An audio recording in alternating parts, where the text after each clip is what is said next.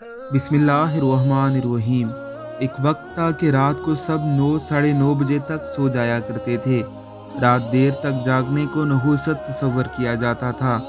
अजान की आवाज़ कानों में गूंजती थी और उसके बाद घर या हमसाए का मुर्गा अजान दिया करता था। घर में दरख्त मौजूद होता था और सुबह सुबह चिड़ियों की आवाज़ कानों को सुनाई देती थी। घर के मर्द नमाज पढ़ने चले जाते थे और यूं दिन का आगाज़ बहुत जल्दी हो जाया करता था। दोपहर में अक्सर घरों में रोटी बनाई जाती थी और साथ अनारदाना, पुदीना, टमाटर और प्याज की चटनी बनाई जाती थी। उसके बाद ज़ोहर का एहतमाम किया जाता था और फिर केलोला किया जाता था। घर में दादा दादी के वजूद को रहमत समझा जाता था।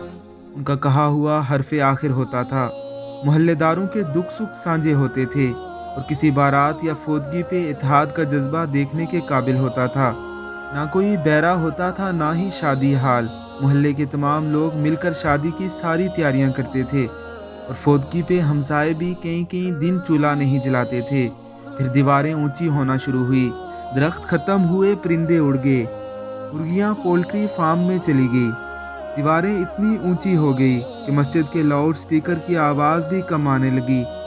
वक्त में कई खाने टेबल की जीनत बनने लगे, बरकत ख़त्म हो गई और फिर घर में रहते हुए लोग भी एक दूसरे से अनजान हो गए। प्राइवेसी के नाम पर अलहदा अलहदा रूम्स बन गए। घर में रहते हुए राब्ते मोबाइल पर होने लगे, शादी हाल और मार्कीज़ में होने लगी। मोहल्ले में फोदकी पर मुंह दिखाने की रस्म चल निकली। 30 साल के इस सफ़र में हमने सब कुछ खो दिया और पाया कुछ नहीं। जो भाई इस हकीकत से मुत्तफिक है वो अपने कमेंट्स में अपनी राय ज़रूर दीजिएगा। शुक्रिया।